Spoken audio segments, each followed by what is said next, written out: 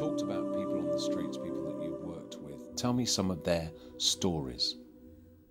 One hits very clearly. It was a man named Kenny, whom I met about 10 years ago. And Kenny turned out to be one of my best friends. He was a man that he was a hard man. He was a man that when I met him, he was in his 50s. But when he was 19 years old, he was in a car accident, which was complicated by a stroke, which happened afterwards. So consequently, for the next 30 years, he walked with a severe limp and with a slurred speech. He had little education. He was one of the ones that slipped through the cracks. He couldn't read or write, which amazes me continually, to be raised in one of the most industrialized cities in the world. And there are many people that I meet here, and I minister quite a lot in the East End of London, who cannot read or write, and they're in their 50s. Kenny was one of them, slipped through the cracks, could not have a job. And I used to watch him from my flat. He used to walk around the park because he wanted to better himself. He wanted to strengthen his legs, but every day he would walk around continually, sometimes a dozen times, just walking around the park. And my wife at that time and we looked out the window and I said, Asha, we have to touch this man. We have to at least find out what he's about. He was very disheveled. He was the type of man that dogs bark at, kids throw their gum at. I mean, nobody wanted him. When he would go into a church, he would be like ministry as opposed to a human being. And one day my wife just went into the park, and my son, my then son was less than a year old, had a pram, and Kenny was sitting on a park bench, and Asha went up to him and just asked him if he would want to come to one of our home groups. And he just barked at us and just said, "Get away, I'm not into this. Get out of here." Asha went back the week later, said the same thing. This time we had another man who was coming to our ministry, also was a stroke victim. Wonderful man. It's amazing the ones God used. And this is the one that, again, nobody would even consider him even to be a minister, which he isn't, career minister, quote unquote. But he loved God. But he said to Kenny too, when Asha asked him a second time, "Kenny, why don't you come to a home group?"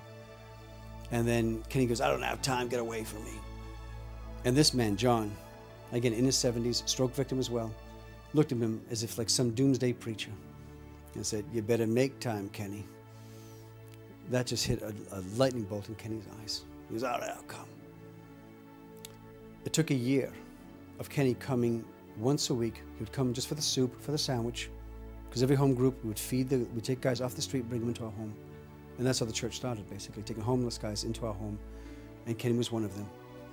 And so he would just stay for the soups, just stay for the pasta, whatever, and then leave. A year later, he began to stick around for maybe just the songs we would sing, the praise songs. A year after that, David, he would stick around maybe for half of the word. We're talking about three or 4 years now. What do you mean by word? Bible stories, Bible teaching, just simple gospel. We'll just share things just from the life of Christ and just the compassion of God, the Word of God, the truth of God. And he would leave halfway through, whatever. And about 4 years of just loving Kenny, inviting him into our home. My children loved Kenny. They would hug him. This man would never even get his hand shook. But here are 3- and 4-year-olds just hugging them and saying, "Kenny, we love you." And we began to see just his heart begin to melt. And he would then start coming. He would begin to come to church. And he would sit there, and he was rough and crude, and he didn't know any of the Christian terminology. And he would yell out during the service. I would say something like, be teaching maybe in Pharisee or something, or sanctification, and he would yell out, "What's a Pharisee? What's a sanctification?" And all this stuff. And people would just, okay, this is just Kenny going on again. And I would stop the service, and I would explain it to him. And I was beginning to get ministered to as well, because I realized, okay, maybe we use these terms, and people don't have a clue what we're talking about.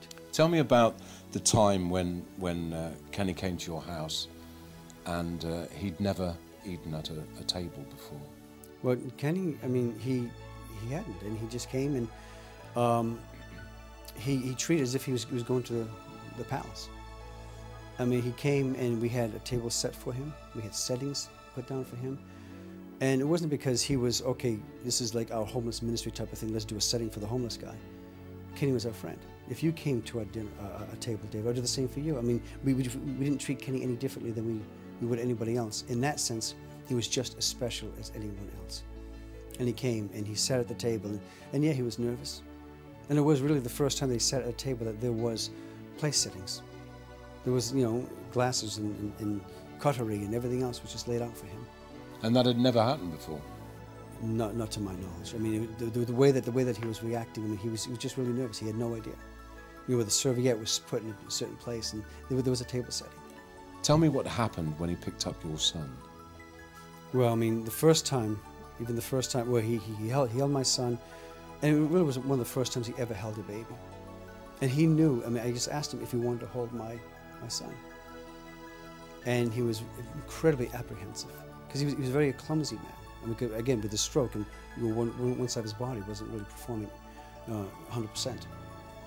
But he held my son, and he gave him back, and he just knew he was accepted. And my son, as he grew, and then again, it took 3 or 4 years, so my son grew, learning to love Kenny as well. And Kenny was part of the family. He would come over.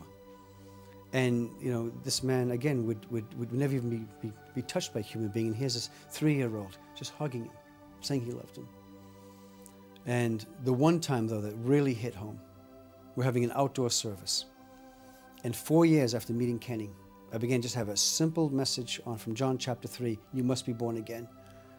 And he just yelled out again, what does it mean to be born again? The whole place just stopped. It was like one of those moments where time just stops. The crowd looks to me, looks back to Kenny, looks back to me, and I just felt almost heaven open, David, and I just explained very simply, what does it mean to be born again? And Kenny goes, I want that. It went beyond just giving a meal. It went beyond just giving clothing. It went just beyond being a good friend to somebody. Suddenly, the penny dropped. A revelation of Christ hit his heart. And he said, I want that. I said, Kenny, do you understand what this means? This is a new life. It's not just a feel-good factor. This is coming to Christ on his terms, becoming born again. He goes, Kurt, I want that, in his slurred speech. I want that. That day, Kenny became born again. 2 months later, we baptized him. It was just an incredible thing. And then other churches saw that. And we had, 3 years later after that, we had a picture of Kenny. He saw a picture of a church photo, and he was in it, and he couldn't see himself. The transformation was so different. I've seen Jesus on the inside working on the outside. That once Christ is inside, then suddenly a transformation happens, a spiritual transformation in one's life. The point about Kenny that I love so dearly is that, you know, the power of the gospel, the power of the love of Christ, but also the timing it takes too, David. Sometimes we have a flash in the pan, fast food mentality when it comes to people's lives. We preach a word, we give an altar call, we think everything's okay. But things aren't okay sometimes. Kurt Erikson, thank you very much. Thank you, David.